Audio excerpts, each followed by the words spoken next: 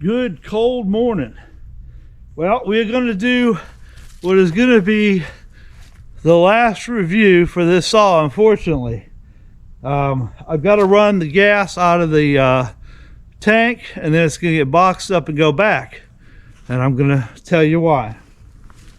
All right. While the saw ran really good and has good power, I don't quite have 3 hours on it.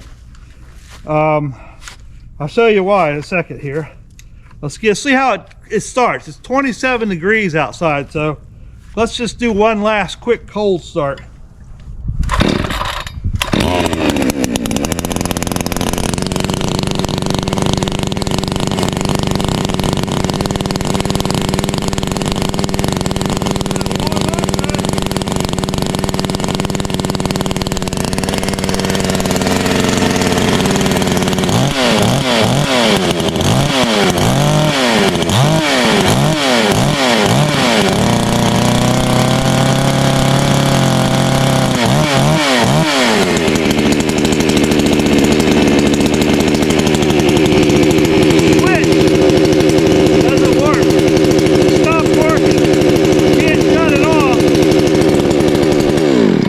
To choke it to shut it off, and that's less than 3 hours of use on it.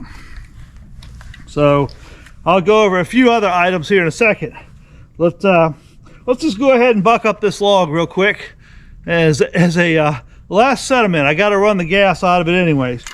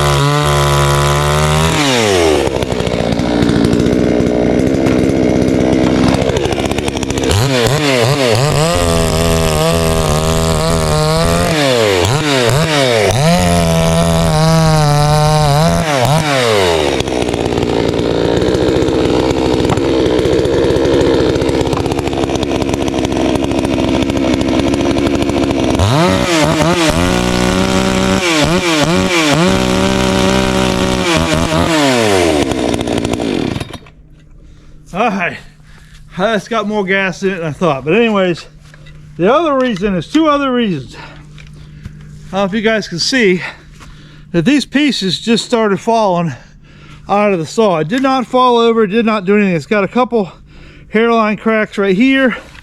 It started developing a few cracks up across a few of these here, and it's got a crack down here. This is just from probably not quite 3 hours. I might get 3 hours on it cutting up some of this to empty the tank out.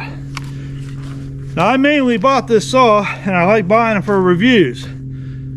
So it's going back because I have a warranty and I'm going to utilize that warranty. I've reached out to the company to try to get a hold of somebody to order a new switch and get a new cover with crickets. That's the problem. That's probably what the problem's going to be. Now, could I keep running it using the choke to stop it?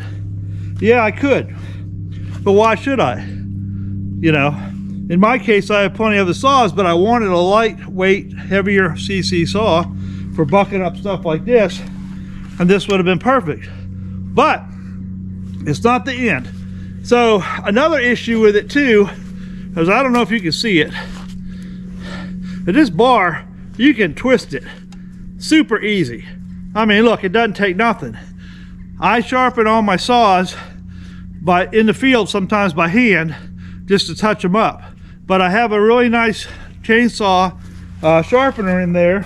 And what happens is, if the teeth start getting off from one side or the other and it starts cutting a little crooked or whatever, I can put it on that saw sharpener, chain sharpener, and it will get every tooth the exact same length and it will straighten it right up.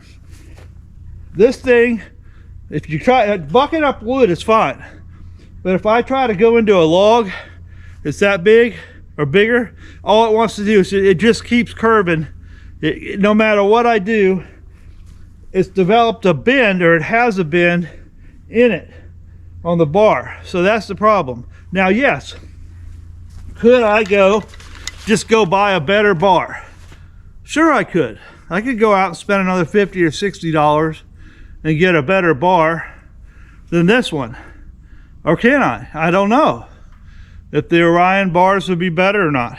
But then, once I buy that, now I start adding the cost and loss of all this. I could have just bought a brand name saw.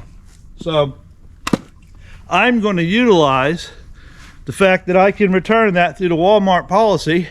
It's kind of like why I did it. I was really hoping, it runs good, it starts nice. I was really hoping, one, the manufacturer will reach back out to me and offer me the parts and I could put them on, no problem. It's just crickets. You can't get a hold of anybody. It was this whole roundabout way, and I don't think I even still was able to get a hold of somebody actually to resolve the problem. The problem is, all they do is say return it, send it back to us. So yeah, I can send it back and they can send me another one.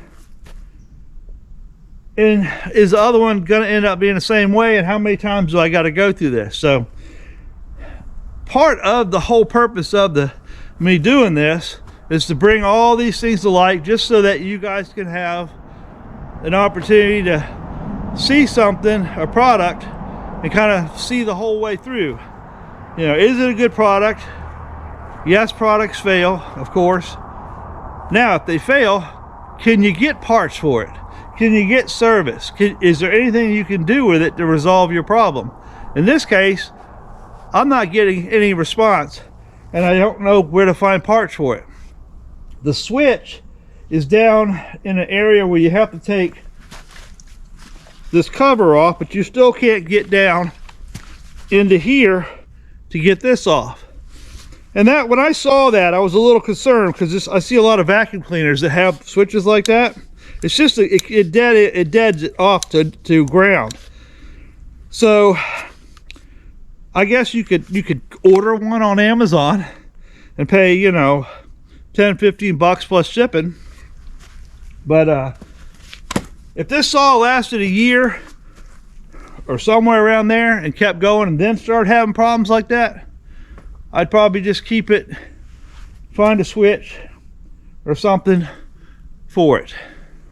But if it can't last 3 hours or so, and I wasn't abusive, I did cut some bigger stuff, but you know, 62 cc's, it should be able to cut a 20-inch log, you know. So, but that's part of the whole point of the videos and the product reviews. I pay my own money for this stuff. Nobody is manipulating me and telling me that I have to say certain things or agree or not show stuff that's true. So it's up to you guys to decide. I've given you the facts and how things went and all that. So it's really up to you as a consumer to decide what is tolerable, what you would tolerate. You know, the switch not working, yeah, you could go on Amazon, order one. The cover being broke may or may not be an issue at this point, but if this cover, if these little pieces break off and I haven't looked inside, they can get in there and mess the electronics. It could have messed with the magneto or caused this problem here with the switch. These fall up inside of there and get in the fins and stuff and start breaking the fins apart, and next thing you know, you got a problem with your pull. So, you know, there's a lot more to it. That cover I figured was going to be tough, actually, because it's an aluminum. It feels like it's tough, but I guess it's just a really cheap metal, and just from the vibrations of the saw, it's fatiguing and cracking. So it's unfortunate. It's unfortunate because I really like the little saw. It runs really good. It's got plenty of power. So I'm not going to just dog the saw and start making up stuff. That I like the saw. It runs good. It starts super easy. But if I can't get simple parts to fix it, what happens if other parts go bad? You know, what other issues might it have? And then I'm stuck with it beyond the warranty period. So that's just kind of where I'm at. Let's cut up a few more things real quick with it before we say goodbye. I got to get the stuff cut up, and I got to run the gas out of it anyways. So let's send it off with a good farewell. Cut up some nice big pieces of bits of poplar here. That's a piece of locust. But we'll start it up a couple more times. I don't need the choke. It already starts because this off switch does not work.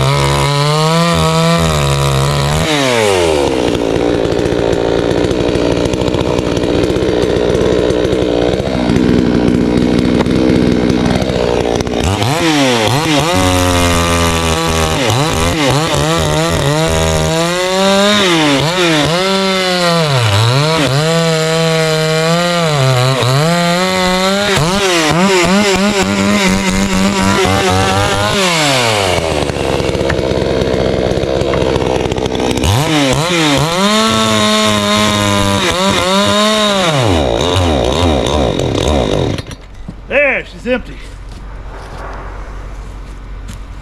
Alrighty, everybody say bye-bye. It's going back. It's just a shame, but you gotta have products that you can fix and get parts to. If you can't, that's just throwing $129 in a trash can. So yes, it runs. But if this starts falling apart this much, where's it going to be after 8 hours of use? You know, a couple days of use. What else is going to break on it that I can't get parts for beyond the warranty? You know, you got to make choices, and my choice is send that sucker back while I still can. Say goodbye. Packing her up and sending her back to the manufacturer. Very disappointing.